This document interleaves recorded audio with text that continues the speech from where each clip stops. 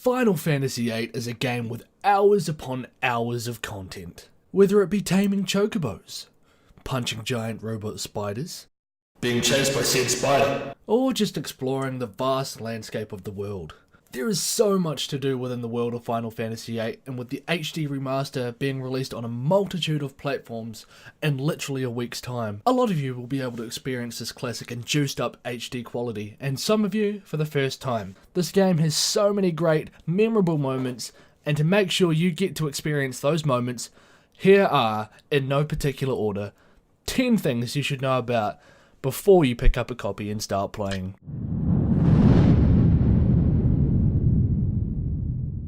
Making money in Final Fantasy VIII is incredibly easy, and there's so many ways you can do it. Whether it's selling items you pick up in battle, receiving anywhere between 500 and 30,000 gil by completing tests and being paid a salary, or using an insanely powerful trick, which I'm going to show you right now, to literally give you infinite money. This can be done within the first 10 hours of the game when you receive the GF Carbuncle.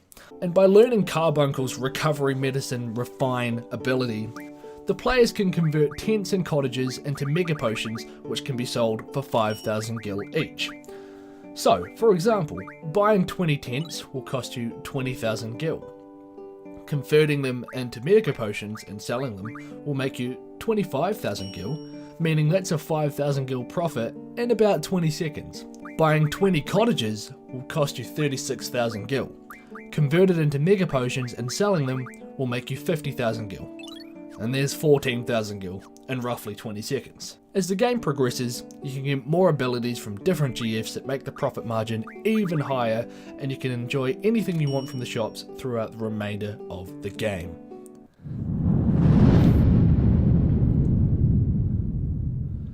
In Final Fantasy VIII, the enemy levels scale with the current party's average level, give or take 20%. So say you have 3 characters in your party at level 30. That would mean that your average party level is 30, and the enemies you will face will be either 20% higher or lower than level 30. With this in mind, it is wise to keep either your levels low, or you can create 2 parties.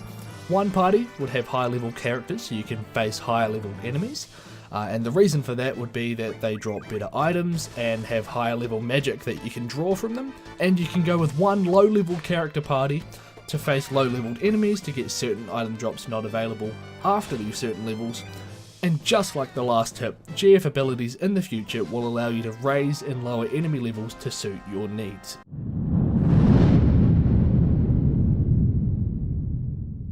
Most people would look at a minigame and think it's a waste of time and just for a bit of fun on the side. But Final Fantasy VIII's minigame Triple Triad is the first step to becoming insanely overpowered, to the point where you could have high enough stats to beat the final boss after only playing the game for as little as 2 hours. The first GF you can acquire, Quetzalcoatl, can learn an ability called Card Mod, which will refine your Triple Triad cards into items and magic. And in the first 2 hours of the game, you can have your hands on some of the most powerful magic spells and abilities in the game.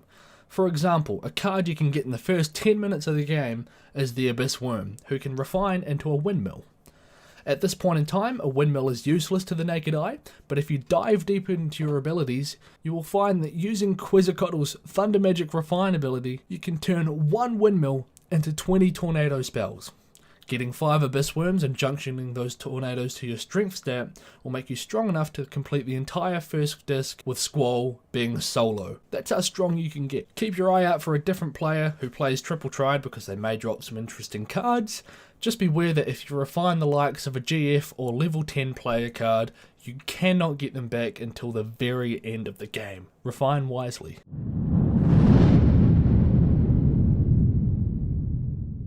Always check a boss's drawers. I cannot stress this enough how many times I've watched people playing this game who have just completely breezed past a boss and not checked the drawers they have. Bosses not only have strong magic spells to draw, but some also contain GFs that you can draw. Always, always, always check the drawers.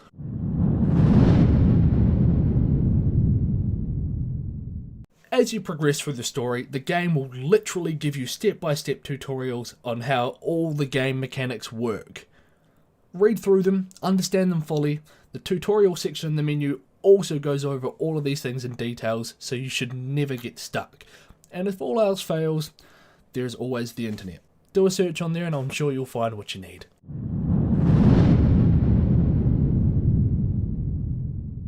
Now this one should be covered by a tutorial in the game like that last tip I just gave you, but it's so important that I've reserved a space in the video for it. Your GFs learn abilities using AP that's earned from battle.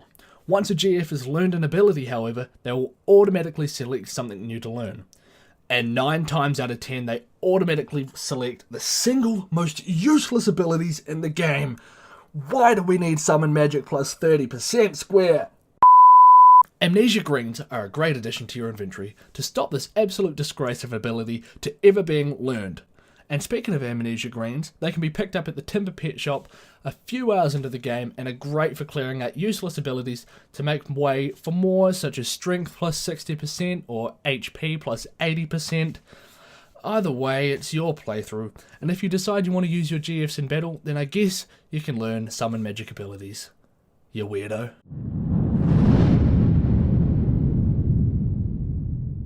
Final Fantasy VIII is an old RPG, and a Japanese one at that.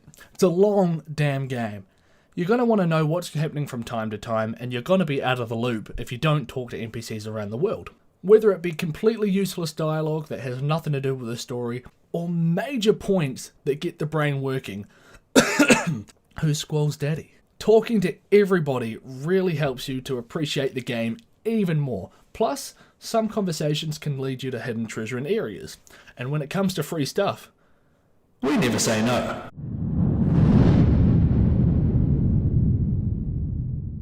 when it comes to battles, if you've card modded and drawn your powerful magic and junctioned accordingly, you can pretty easily one-shot any enemy in this game. But every now and then you'll come across an enemy that takes your entire ass, cuts it up into tiny little pieces and serves it to you with a side of Gasal greens. I'm talking to you, Marlboro. And when that happens, your limit breaks are your best friends. Keeping your health in the yellow and spamming limit breaks can be risky, but for the most part, a single Renzogikin will defeat the average enemy.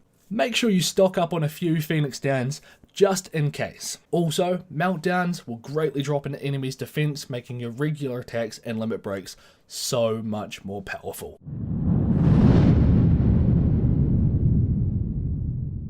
The first time you get an abundance of powerful spells, you may be overwhelmed and just put it on random stats. There are, however, specific magics that boost specific stats better than others. For example, for your HP, Junction Meteor. For your Strength, you can Junction Aura.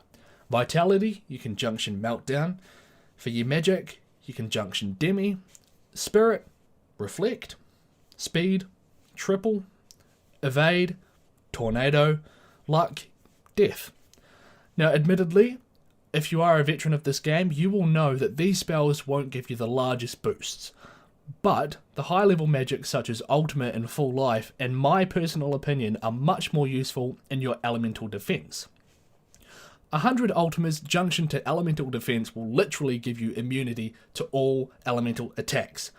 I'm talking null, 0 damage from any elemental attack. And by adding 100 full lives on top of that, you will actually be healed whenever you get hit with elemental attacks. That's crazy. Spells such as Pain can be junctioned to your status defense to greatly increase your status immunity, literally making you an unstoppable powerhouse. And finally, the number one most useful tip when it comes to playing Final Fantasy VIII is liking this video and subscribing to my channel. I will be continuing my current Let's Play on the HD remaster and also posting more tips and tricks in the future. And if you haven't already, check the description box below for a link to my Twitter and my Twitch channel, where I live stream the likes of Final Fantasy. And while you're down there, take a look at the products I use to make my videos. And if you are interested, consider buying them through my link to give me a commission so that one day I can potentially make these videos full time. With that being said, that is going to do for this video. I hope you can take these tips and really get the most out of this game, because it is such a great game and fully deserves to be played and loved by many for years to come. Thank you guys so much for watching, and I'll see you in the next video.